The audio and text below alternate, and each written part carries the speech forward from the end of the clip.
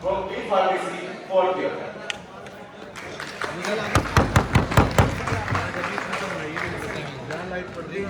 नबीस sir के बराबर में चला जाओ। नबीस सर, नबीस सर उधर नबीस Sultan Abuzar Khar from B Pharmacy, fourth year. मुझे उधर जाना इंडिया जो कल्चर का गढ़ है, लेकिन ये सिर्फ कल्चर का गढ़ नहीं है। यहाँ यहाँ पे मोहब्बत की नगरी भी है जिसका नाम है आगरा। और यहाँ मोहब्बत की निशानी ताजमहल है। और सिर्फ ताजमहल मोहब्बत की निशानी नहीं है, यहाँ मोहब्बत की निशानियों में एक नाम भी आता है आगरा से, जिसका नाम है मिर्जा असदुल्ला खान गालिब।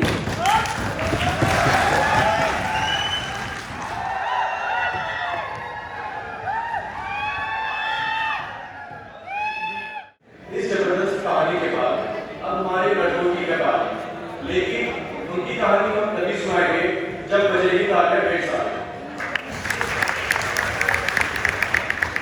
प्रोग्राम को आगे बढ़ाते हुए मैं अगली के president Mohammad Shahbaz B pharmacy second year को बुलाना चाहूंगा। Shahbaz please come on the stage.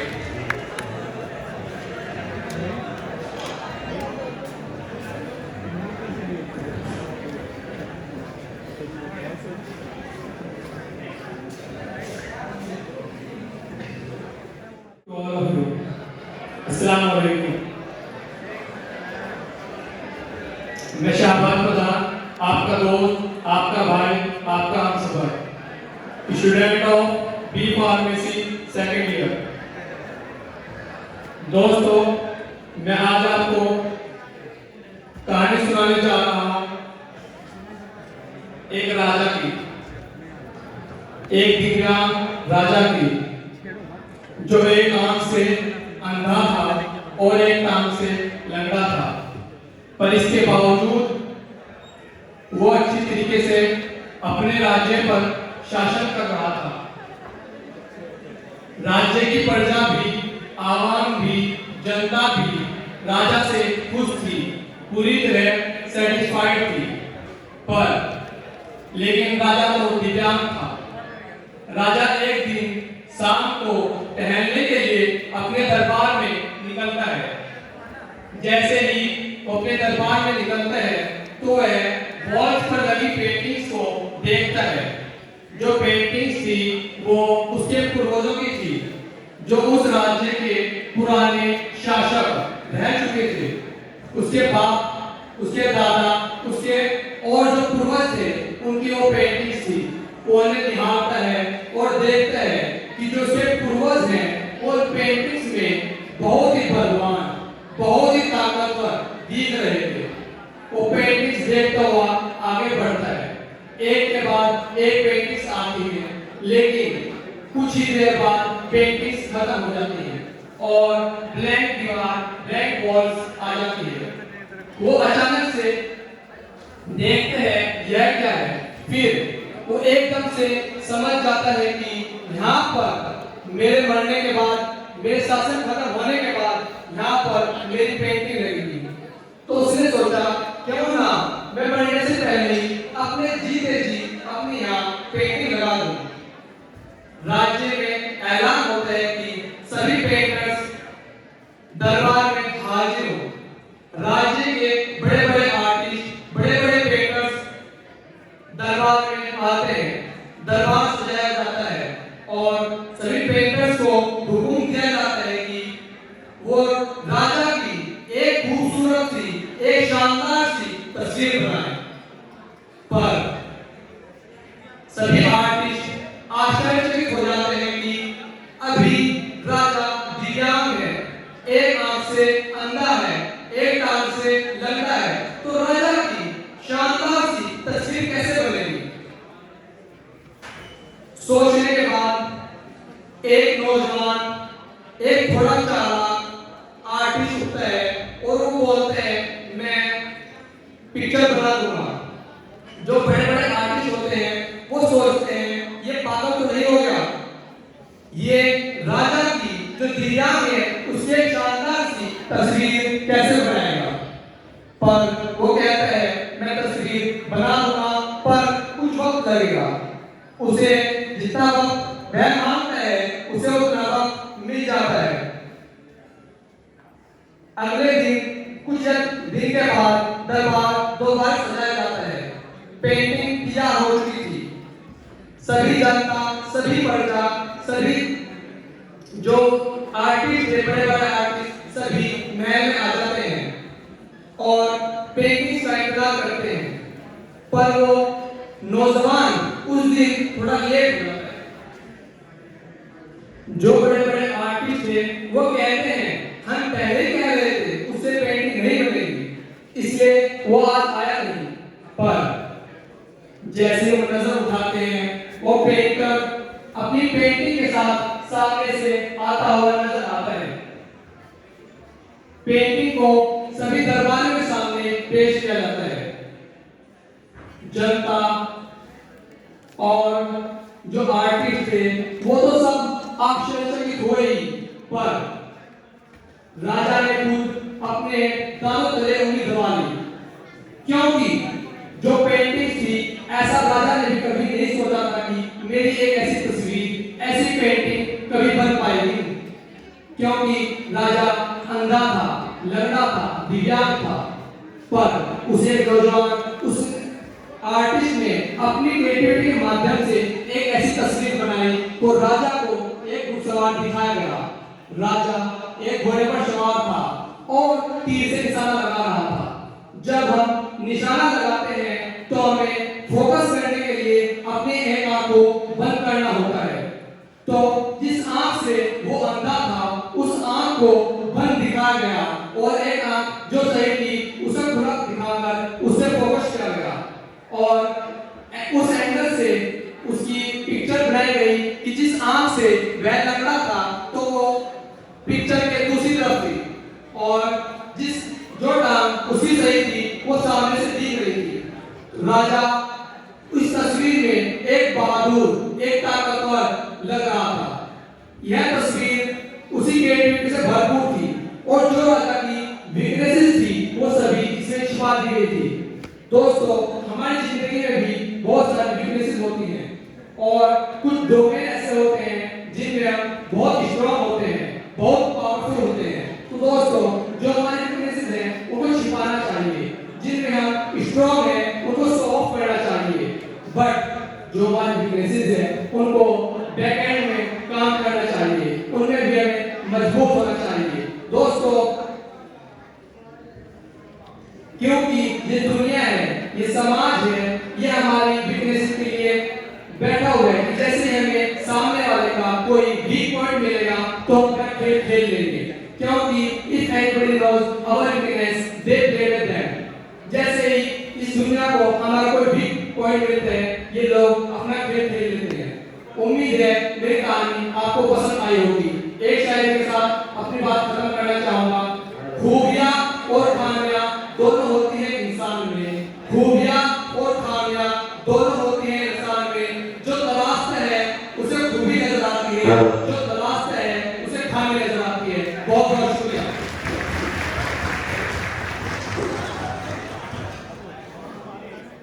तो उसको ऐसे बुलाने के लिए आया। वो जो दोस्त आया था वो पहली बार उसके घर आया।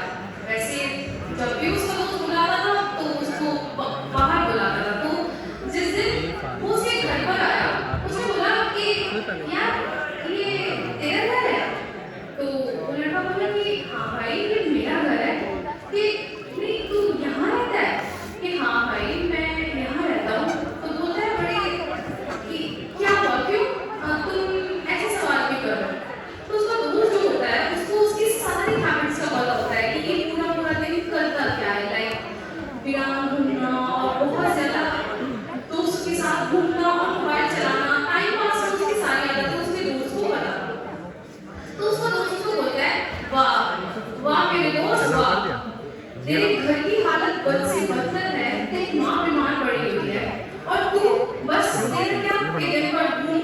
ये तेरा जिंदगी बनाई हुई है, तुझे अपने करियर की कोई परवाह नहीं है, या अपने घर की, अपने परिवार की कोई। तो एक बात बता, किसको धोखा दे रहा है? अपने आप को, अपने माँ बाप को? किसको धोखा दे रहा है? उसके दोस्त ने कहा तो चल मेरे साथ, वो बोला कहाँ चलना है? सो दोस्त ने नहीं तो चल मेरे साथ। तो उसका दोस्त उसको उस जगह लेकर जाता है जहाँ पर उसके पापा एक फैक्ट्री में मजदूर होते हैं, तो वो वहाँ उसको लेके जाता है। तो जब वो दोनों वहाँ पहुँचते हैं तो उसके जो पापा होते हैं वो एक मजदूर, उसी फैक्ट्री के एक मजदूर के साथ वहाँ बैठे हुए होते हैं। तो उसके पापा ना लाइक वो पीछे जाके खड़ा हो जाता है, तो उसके पापा को बहुत ज्यादा पसंद आ रहा होता है। तो वो बैठता है, कहते हैं कि देख अब तू, अचानक से उसके पापा उस मजदूर से बात कर रहे होते हैं, कहते हैं कि यार वो कह रहे थे कि यार मेरी पत्नी घर पे बीमार है, इलाज करवाने के लिए पैसे भी नहीं है, मैं दिन रात मेहनत करके 2 वक्त की रोटी बना पाता हूँ और उससे सिर्फ घर का खर्चा चलता है और कोई पैसा बच ही नहीं पाता, और बेटे की स्कूल की फीस भी बढ़ गई है। यार इसे लगभग तो मौत है, जिंदगी तो अजाब बन चुकी है, मैं तंग आ चुका हूँ अब इस सब से। अब तो सिर्फ मेरा बेटा ही मेरी आखिरी उसके बाद कह रहे हैं कि देखना एक दिन मेरा बेटा किसी दूसरे फैक्ट्री का मालिक बनेगा। वो लड़का और उसका दोस्त दोनों इस चीज को देख रहे थे और पूरे गौर से सुन रहे थे। तब उसके दोस्त ने कहा देख जैसे कैसे जीते हैं तेरे पापा तुझसे कितनी उम्मीद लगाए बैठे हैं, देख जरा एक बार। लेकिन क्या मुझे लगता है इस तरह से तो उनकी उम्मीदों पे खरा उतर पाएगा? एक बार तो अपने पापा की हालत को देख कि कैसे जीते हैं, और एक बार अपनी हालत को देख और तू कैसे जीता है। 2 घोड़े का मोबाइल तेरे पापा से बढ़कर है, वो 2 घोड़े की लड़कियां जो जिंदगी में सिर्फ कुछ पलों के लिए आती हैं और फिर चली जाती हैं, वो तेरे पापा से बढ़कर है। वाह मेरे दोस्त वाह, ये तो सिर्फ कुछ दिनों के लिए आई थी और फिर चली जाएगी। अरे बदल इन हालातों को। तो एक उसका दोस्त उसको बहुत ज्यादा कहते हैं उसे समझाने की बात करता है। तो ये देखकर उस लड़के के खून क्या से टपक गए और उसने उसी वक्त निश्चय किया कि जिस फैक्ट्री में मेरे पापा काम करते हैं, आने वाले 5 साल के अंदर अंदर इससे भी बड़ी फैक्ट्री का मैं मालिक बनकर दिखाऊंगा, और उसके अंदर से एक चीप बुटी एक कंपनी के मालिक बनना है, एक बहुत बड़ी कंपनी का मालिक बनना है, नौकर नहीं बनना। और जैसे ही उसके अंदर से ये चीप निकली ना, वो दिन के लगातार 10-10 घंटे बढ़ने लगा। उसके दिमाग में सिर्फ एक ही लक्ष्य कि बहुत बड़ी कंपनी का मालिक बनना है, और उसके लिए मुझे क्या करना होगा, मुझे पढ़ना होगा और मैं पढ़ूंगा। कोई माँ का लाल ऐसा नहीं जो मुझे रोक सकता है। पढ़ने से और आखिर के सिर्फ 1 महीने में पढ़कर पूरी स्टेट में टॉप कर लिया। सब लोग हैरान हो गए कि ये कैसे हो गया। सबकी आंखें बड़ी रह गई, सब लोग दंग रह गए कि हाउ वाज इट पॉसिबल कि जो लड़का फालतू ज्ञान ढूंढता है, जाने देना यार, हमें तो बाहर ही जाना। अरे यार एवरीवन इज लाइक शॉक कि हाउ इज इट पॉसिबल, ये सब कैसे हुआ। तब उसने कहा कि मुझे जिंदगी में कुछ नहीं चाहिए, मुझे तो सिर्फ अपने पापा का एक जब उसका रिजल्ट अनाउंस होता है तो उसको एक ऑडिशन में बुलाया जाता है कि एक काम करना, जब नीचे करोगे ना तो चेहरा नहीं कटना चाहिए, उसे छोटा करके फिर करना है इसमें। हाँ बहुत सारी चीजें ऐसी होती हैं कि जो हमें कुछ पाने के लिए कुछ खोना पड़ता है, और मैं तो कुछ कोई नहीं रहा था। तो वो बोले कि मुझे सिर्फ अपने पापा के सपना पूरा करना है, मुझे एक बड़ी फैक्ट्री का मालिक बनना है। एक दिन मैं उसने कहा कि मैं एक दिन एक बड़ी सी फैक्ट्री का मालिक बनकर दिखाऊंगा। दोस्तों हो सकता है कि आप इस कहानी के शुरुआती पार्ट को अपने से रिलेट कर पाओ। इंडिया में maximum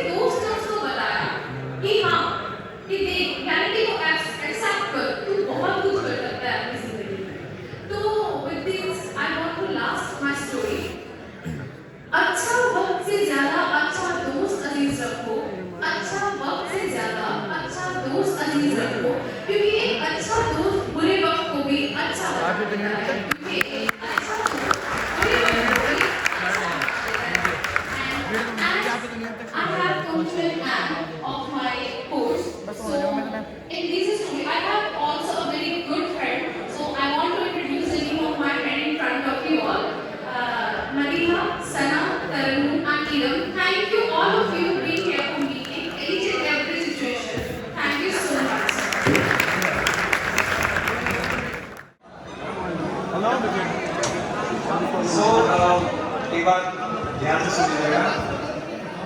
I request you to pay attention, everyone. Please pay attention. Let's do one thing. जब आप लोगों से कंट्रोल नहीं हो रहा है, right? You're not able to control your emotion. Plus, you're not maintaining the decorum actually. जहाँ तक मैं देख पा रहा हूँ, मुझे लगता है ये मैम क्या बोलते हैं? 2 मिनट से फेम नहीं होगा अभी।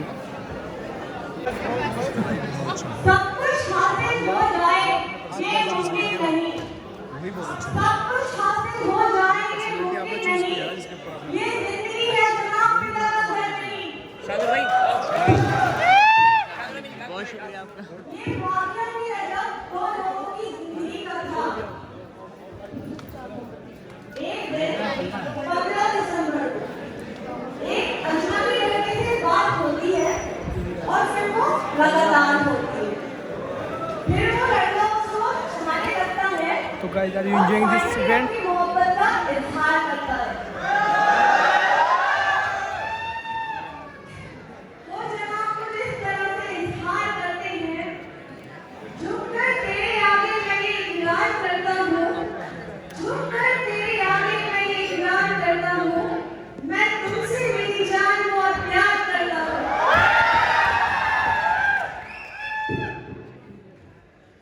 लेकिन लड़की से बात कहती है, ओ भाई तुम्हें क्या अदा नहीं करना।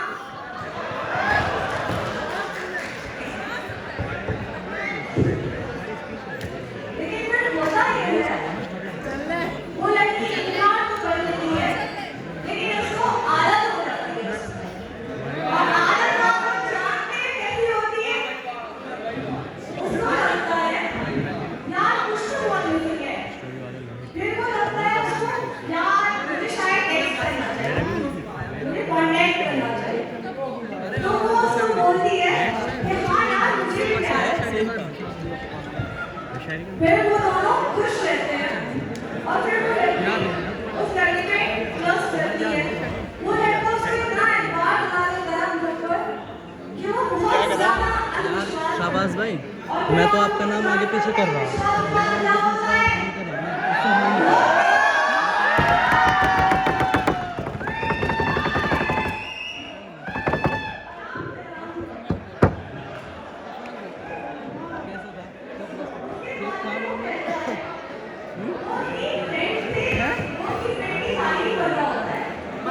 जज्बात में आगे थे।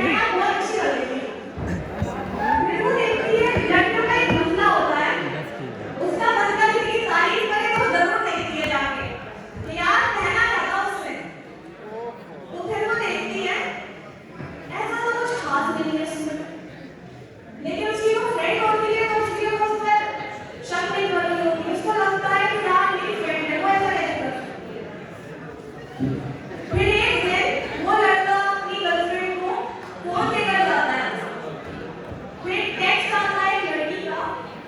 वो लड़की कहती है यार ये क्या टेक्स्ट है लिखती हो।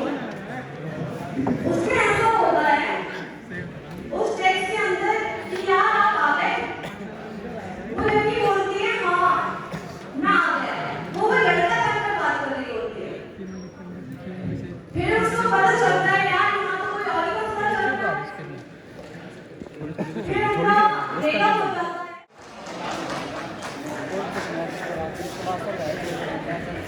अफान भाई on the stage. Ajay Abdul भाई अफान। हेलो दोस्तों, मेरी इस कहानी का जो किरदार है उनका नाम है स्वर्णिमा मैम और वसीम सर। वसीम सर से मेरी पहली मुलाकात आज से 3 साल पहले इंग्लिश क्लास में हुई इसी ऑडिटोरियम में। मैं इनको देख के डर गया। एक तो इनकी इंग्लिश इतनी खतरनाक कि भाई फुल ऑन फायर। और बाद में आराम आराम से अनुभव होता गया और मुझे ये पता लगा कि ये हीरा तराशने वाले वो चोरी हैं जो हर हीरे को नसीब नहीं होते। वो कहते हैं ना सर कि के खर्चों की रसीदें हैं, डिग्रियां तो तालीम के खर्चों की रसीदें हैं। इल्म वो है जो किरदार में दिखाई दे, और इल्म आपके किरदार में झलकता है। और स्वर्णिमा मैम को मैंने लास्ट मेराकी में जानना शुरू किया। कोई भी इवेंट हो ग्लोबल यूनिवर्सिटी में, ये दोनों मिलकर पूरी जिम्मेदारी के साथ निभाते हैं। हालांकि इनकी ड्यूटी भी है, लेकिन ये उसे ड्यूटी से ज्यादा अपने आप को उसमें इतना इन्वॉल्व कर लेते हैं, इतना जिम्मेदारी से निभाते हैं कि शायद उसे ड्यूटी कहा जाए तो बहुत गलत होगा। क्योंकि 15 दिन पहले हमें पता लगा 2 मार्च से मेराकी है। ये इवेंट्स बहुत बड़ा था और हमारे पास चैलेंज भी बहुत बड़ा था, लेकिन इस मेराकी की जिम्मेदारी इन 2 कंधों पर थी। इन दोनों ने अपनी पूरी मेहनत के साथ इस इवेंट का आगाज कराया, और मैं चाहता हूँ, मैं जानता हूँ जितना शानदार तरीके से इस इवेंट का आगाज हुआ है, इसका अंजाम उससे जबरदस्त तरीके से होगा, क्योंकि हमारे पास जौहरी हैं और आप सब नगीना हैं। और मैंने वसीम सर को देखा है ये कहते हुए, स्वर्णिमा मैम को देखा है ये कहते हुए कि 4 बज रहे थे, खाना बाद में खाएंगे, पहले बच्चों की रिहर्सल है, उनकी डिबेट रिहर्सल है, वो जाना है, पहले इनकी रिहर्सल देखते हैं। ये जिम्मेदारी इन्होंने निभाई। और जितने भी कोऑर्डिनेटर्स थे, कमेटी लीडर्स थे, उनके अच्छे तरीके से गाइड करके इस इवेंट को सफलता के अंजाम तक पहुंचाने का काम आप दोनों कर रहे हैं। मैं भी प्रिपेयरिंग का कोऑर्डिनेटर था, मुझे किसी भी चीज की जरूरत हुई तो मैं इनके पास गया, इन्होंने उस काम को तुरंत करने का काम किया। और मुझे एक दिन आश्चर्य हुआ, शाम के 4 बज रहे थे, मैं वसीम सर के ऑफिस में गया। वसीम सर उस वक्त 4 बजे वसीम सर लंच कर रहे थे, 4 बजे, और इन्होंने मुझे देखा, मैं भी बिजी था तो मैं भी लंच नहीं कर पाया था। सर ने जिस प्लेट में लंच कर रहे थे वो मेरे आगे सरका दी कि आप खाइए, ये इनका किरदार है। तो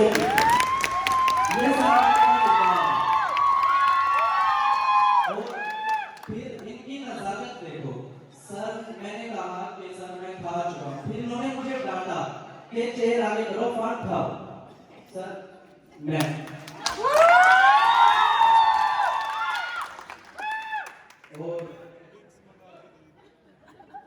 मैं चाहूंगा, और मैम का नाम है स्वर्णिमा मैम, इनके तो नाम में ही स्वर्ण है, तो दूसरे और तीसरे और चौथे नंबर की बात तो इनके नाम के साथ ही नहीं लगती, तो इस इवेंट को भी कैसे करा सकते हैं।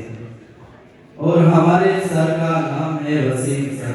वसीम का सर आई थिंक खूबसूरती ये होता है, मैंने जो सर्च किया, और सर खूबसूरती आपके चेहरे के साथ साथ आपके किरदार में भी नजर आती है।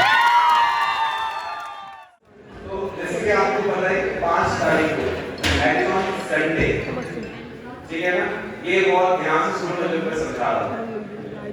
5 तारीख को हमारे यहाँ पे कल्चरल नाइट है, जिसमें बाहर से बैंड आ रहे हैं, हमारी सेंट्रल प्लाजा में होगा, जिसकी तैयारी आज से शुरू हो रही है, आपको पता लग जाएगा, ठीक है। उसमें एक कंडीशन है, प्रोग्राम की एंट्री जो है वो 4 बजे तक, सब बच्चे 4 बजे तक। सेकंड पार्ट, आपकी बसेस जो प्रोग्राम है वो 4 बजे से लेके शुरू होगा, आई थिंक 6 या 6:30 बजे तक, आपके पास ऑलरेडी शेड्यूल आ जाएगा, वो 10 बजे तक चलेगा रात तक। थर्ड पार्ट, आप स्पेशली फॉर गर्ल्स जो हमारे स्कूल बसेस से आती हैं, ट्रांसपोर्ट फैसिलिटी जो अवेल करती हैं, कैसे हो गया मैम? तो आपके लिए हमने एक ये बात सोची है, आपको एक कॉन्सेप्ट लेटर, ये तुम्हारा बटन खुलता है क्या जब ये टाइट जाती है? ठीक है, तो एक कॉन्सेप्ट लेटर है जो सब स्टूडेंट्स को specially coming from the transport आपको टच शॉप से मिलेगा। अभी 2 घंटे बाद वो अवेलेबल हो जाएगा आपके पास, आपको उसका प्रिंट आउट करवाना है, उस पर आज ही आपको पेरेंट्स की सिग्नेचर करवा के कल सुबह तक 12 बजे तक आपको ये सबमिट करना है ट्रांसपोर्ट ऑफिस के अंदर। उसके बाद 12 बजे के बाद there will be no submission of the form। समझ में आने बात में क्या समझा रहा हूँ? स्पेशली फॉर गर्ल्स आपको एक कंसेंट फॉर्म मिलेगा जो आपको घर से ये परमिशन लेके आनी है। अगर आप चाहते हैं, वैसे तो हम यही चाहते हैं कि स्पेशली गर्ल्स जो उस रात को या उस शाम को हमारे पास आएंगी घर से नाइट के पास, वो हॉस्टल में ही स्टे करेंगे। उसकी परमिशन ऑलरेडी हमने अभी एनी नाम से ले ली है। तो हमारे अकॉर्डिंग 50 लड़कियां हैं जो बस से आती है ट्रांसपोर्ट से। तो अगर आपको रुकना है बेटा तो आप अपना नाम वो कंसेंट लेटर ट्रांसपोर्ट में जमा करिए, जिसके बेसिस से एनी मैम जो कि वार्डन है गर्ल्स हॉस्टल की और जानी मैम वो उसको वेरीफाई करके आपको अकोमोडेशन के लिए कर देंगे। उसमें आपको ऑलरेडी नाइट का खाना हो जाएगा, यानी डिनर हो जाएगा, आपका ब्रेकफास्ट भी आपको ऑलरेडी पे करना पड़ेगा morning. Understood? Understood? Hello everyone. नहीं First of all, thank you for giving me this opportunity to judge this event, storytelling. It's a very difficult task to announce the winners. So any guesses? Who's the second one? So the second, first I'm announcing the second winner. Okay, so second winner is Miss Saista. Saista Patel.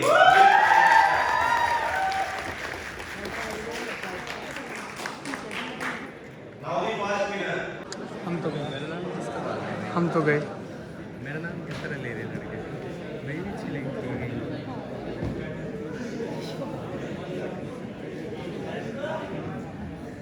Hello. Okay. Any guesses? First winner.